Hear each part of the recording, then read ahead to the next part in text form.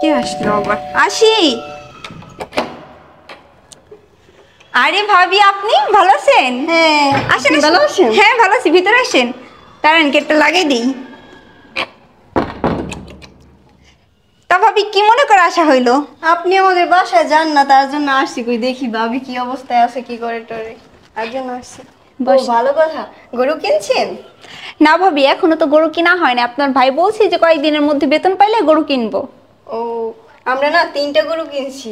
কি বলেন ভাবি, 3টা গরু কিনা হয়ে গেছে? হ্যাঁ, 2টা অস্ট্রেলিয়ার গরু কিনছি। ও আচ্ছা। আমরা এখন একটাও কিনতে পারি নাই, বুঝছেন। আমাদের তো আপনার ভাই এখন পর্যন্ত বেতন পায় নাই। বেতন পাইলে তারপর গরু কিনবো। কি বলেন?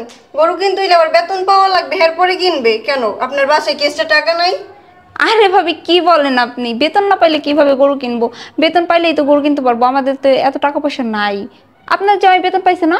কি বলেন ভাবি? বেতন বেতন বেতনের টাকা দিয়ে আপনার ভাই সিগারেটের খরচই হয় না, আর আপনি বলেন গরু কিনছি বেতনের টাকা দিয়া। কি বলেন ভাবি? তাছাড়া কেমনে কি করেন বেতন না পাইলে?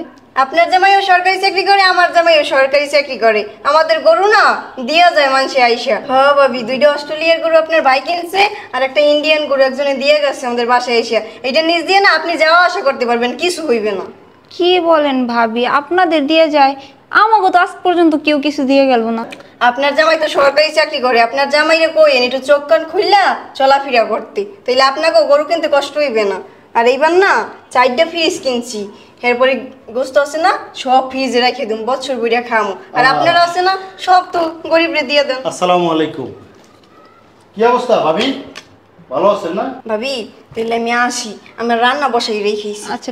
না ভাই, আমার বাসায় আরে রান্না কি বসাই। বলেন, আসেন আসেন। এসিটা ছাড়তেছো না কেন? বসেন বসেন। আরে বসেন না, কথা ভাই আমি আছে। রান্না বসাই বাবা রেখেছি। বসেন না একটু ভাবি, অনেকদিন আপনাকে দেখি না।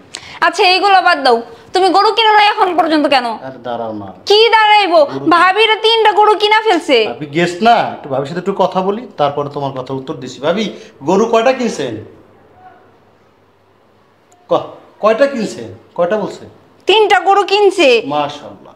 4টা ফ্রিজ কিনছে। 4টা ফ্রিজ? হ্যাঁ, ফ্রিজে সারা বছর গরুর গোস্ত রাখবো। শোনো আমি কি বলি, এই যে তাড়াতাড়ি গরু কিনো আর একটা ফ্রিজ কিনে লয়ে আসো। আচ্ছা, একটু একটু ভাবি, তা কুরবানি কি পুরো বছর বইরে খাবেন না? আর এই 4টা গরু কুরবানি দিবেন, এত টাকা কই পান? কেন ভাই, আপনি জানেন না আমার জামাই সরকারি চাকরি করে, তার কি টাকা পয়সা নাই? আচ্ছা আচ্ছা, এগুলো বাদ দাও না। আবার থামো না, এত কথার মধ্যে পাওয়ার দিচ্ছ কেন? আমি একটু ভাবির সাথে কথা বলি না? তো ভাবি, আপনার জামাই তো আমিও যেই চাকরি করি উনিও সেম চাকরি করে, বরং আমার চেয়ে 1 পোস্ট নিচে। তো আপনার ব্যবসাব দেখলে তো মনে হইতেছে যে আপনার জামাই মনে হয় আমার চেয়ে তার 5 গুণ বেশি কাজ করে সচিবের। কি কাজ করে আপনার জামাই আপনি জানেন না? কি শরম করে লাগে না এই যে ব্যাপারগুলো বলেন? গরু কিনতেছেন, গরু দিয়া যায়, আর একজনের কান বাড়ি করতেছেন, ফ্রিজ 4টা লাগে। হ্যাঁ, এখন আপনারা কিনেন না, আমরা কিনি তো কি হইছে? ছি ছি ছি ছি ছি, কি বলেন? ভাবি, মরতে হইব বুঝছেন, একটু মরার চিন্তা করেন, জামাইয়ের একটু ভালো পরামর্শ দেন। তাহলে এগুলো তো খাইয়ে দিতে পারেন না। কুরবানি তো আর মনে করেন যে ফ্রিজে রাখার জন্য দেয় না। ঠিক আছে, একটু জামাইরে ভালোভাবে থাকতে বলেন। বাচ্চা কাচ্চা তো এখনো মাশাল্লাহ হয় নাই না? বিয়ে তো 8-10 বছর হয়ে গেছে, আল্লাহর দ্বারে চার, অভ্যাসটা ভালো করে। শোনো, ঠিক এত আছে? কথা শুনতে হইব না। তোমার আমি সাপ সাপ বলে দিতেছি, এখন ফ্রিজ নিয়ে আসবা, একটা গরু নিয়ে আসবা। এইবার গরুর গোস্ত 1 টুকরাও মানুষের কাছে দিব না। 5টা গরু কিনা দিব কোন তোমারে। গরু দুখিরে 1 টুকরা মাংস দিব না। এইবার ফ্রিজে বরুম সব মাংস। একটু ঠিক আছে ভাবি, তাইলে আপনার কিন্তু ঈদের দাওয়াত থাকলো, অবশ্যই আমাদের বাসায় আসবেন। ওনার একটা গরু দিবা, কারণ ওনার তো 1-2টা হয় না, তার গরু লাগে 6টা। আমরা দিতে পারবো একটা কিন্তু আপনি নিয়ে যাবেন বাসায়। কি বলেন? গরু 3টা কিনছি, আপনার মতো উষা লম্বা আরো 2টা আসবে ঈদের আগে। মাশাআল্লাহ। তা ভাবি, আমার তো আর এত সমর্থ নাই, তবে আমি চিন্তা করতেছি আপনাদের মতো 6 ছোট্ট দেখে আমি একটা কিনে আবার কোরবানি দিব। আপনার দাওয়াত কিন্তু কোরবানির। ভাবি যাইয়েন আপনি। আইসেন কিন্তু ভাবি। কি শুরু করছো তুমি ভাবির সাথে? হ্যাঁ, কি শুরু করছো? হ্যাঁ জামাই তোমার চেয়ে নিচু পোস্টে চাকরি কইরা 3টা গরু কিনে আরো নাকি 2টা কিনবো। তুমি কি করতেছো? তুমি তার থেকে উঁচু পোস্টে চাকরি করে কোনো কিছু করতে পারতেছো না। এখন পর্যন্ত বলতেছো বেতন দিব বেতন দিব বেতন দিব। আরে তোমার বেতন কবে দিব? তারা বেতন ছাড়া গরু কিনতেছে, তুমি পারো না কিনতে? তোমার কথা কি শেষ হইছে? শেষ মেশ আমি কোনো কিছু বুঝি না। আমি তোমার সাপ সাপ বলে দিতেছি, এই আজকের মধ্যে তুমি গরু আনবা, কোথা থেকে কিভাবে আনবা সেটা আমি জানি না। আর গরু আইনা গরু কুরবানি দিয়া সব গোস্ত ফ্রিজে রাখবো। আর শোনো, এই যে প্রতি বছরের মতো ওই যে ফকির মিসকিনরে যে গোস্ত দিয়ে দিবা এইটা কিন্তু চলবে না, তোমার আমি সাপ বলে দিতেছি। এই যে আজকে একটা ফ্রিজ নিয়ে আসবা, এইবার কুরবানি দেওয়ার পরে মাংস যা হইব সব ফ্রিজে ঢুকামো। এই যে প্রত্যেক বছর যে তুমি 3টা ভাগ করবা, একটা আত্মীয় স্বজনরে দিবা, একটা ফকির মিসকিনরে দিবা, আর কি 3 ভাগের শেষে ভাগে এই যে 1 টুকরো মাংস থাকবো, ওই 1 টুকরো মানে আমরা একবেলাও ভালো মতো খাইতে পারবো না, এটা চলবো না এবার, বুঝো নাই? আচ্ছা আচ্ছা, এবার একটু আমার কিছু বলতে দিবা না? আর কিছু বলবো? আগে তুমি বলো, পরে আমি বলবো। কি বলবো বলো তুমি? আচ্ছা চুপচাপ থাকো। শোনো, একটা জিনিস বলি, ওর জামাইরে কয়দিন আগে যে বাসা থেকে পুলিশ ধরে নিয়ে গেল, তোমার মনে আছে? হ্যাঁ মনে আছে। তুমি আমি গিয়ে তারে সারাই নিয়ে আসছি না? এই যে একটা লজ্জার ব্যাপার, আমাদের জীবনে এটা ঘটছে। তুমি কি চাও যে আমি ঘুষ খাইয়া টাকা নিয়ে এসে তোমাদের দেই? আজকে ওনাদের অবস্থা দেখো, 8-9 বছর হয়েছে বিয়ে হয়েছে, একটা বাচ্চা হয়েছে, তাদের কি আছে তাদের জীবনে বলো? হ্যাঁ, মানুষের যদি সম্মানই না থাকে তাহলে সেই টাকা দিয়ে মানুষ করে কি? তুমি যে এই বাড়িটার মধ্যে থাকো ফ্ল্যাটে, একটা লোক তোমার অসম্মান করে কথা বলার শক্তি রাখে? সে আমার ছোট পজিশন, তুমি নিজে বুঝো না যে এরকম যে সে চলে বেশভূষা দিয়া, তার জামাই তো ঘুষ খায়, তোমার জামাই তো ঘুষ খায় না। এখন তুমি কি চাও যে আমরা ঘুষ খাই? আমি ঘুষ খাইয়ে ঘরে টাকা নিয়ে আসি? ইসলাম কি বলে? কোরবানির উদ্দেশ্য কি? কোরবানির উদ্দেশ্য কি? আর একজন থেকে জোর করে আমি গরু এনে সেটা জবাই দিব? 4টা ফ্রিজ কিনা মাংস সব ফ্রিজের মধ্যে রাখবো? কোরবানির মিনিং কি? ইসলাম কি বলে কোরবানির কথা? কোরবানিটা কেন দেওয়া হয়? আমরা যারা সারা বছর কম বেশি মাংস খেতে পারি, গরিব যারা, তারা তো সারা বছর মাংস খাইতে পারে না।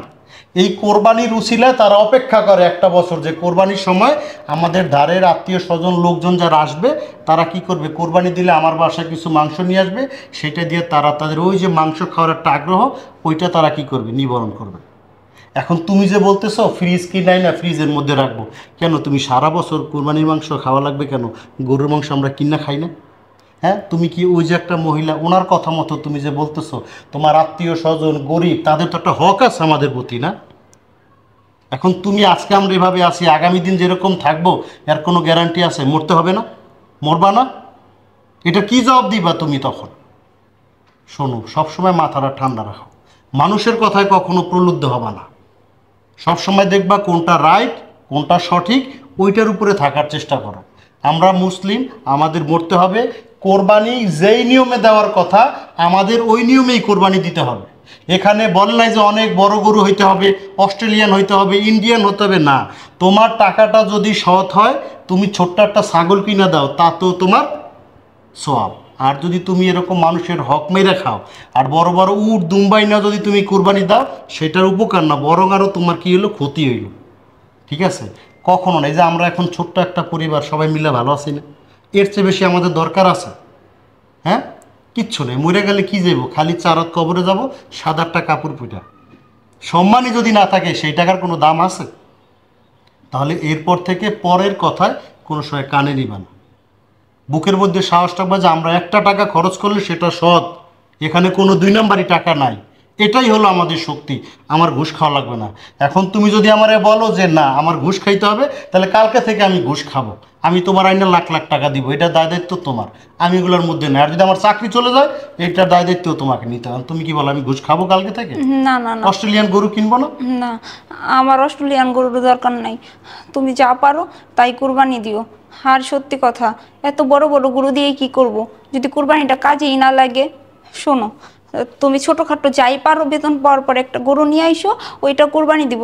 আর আমি যে বলছিলাম না কাউরে কোনো কিছু দেওয়ার দরকার নাই, না না, ওই 3টা ভাগই করবো প্রত্যেক বছরের এই মতো। তো ঠিক আছে, বুদ্ধিমানের মতো যাও। তুমি আমার জন্য খাবার রেডি করো, আমি ফ্রেশ হয়ে আসতেছি। আচ্ছা ঠিক আছে, তুমি ফ্রেশ হও, আমি খাবার রেডি করতেছি। ঠিক আছে। আচ্ছা।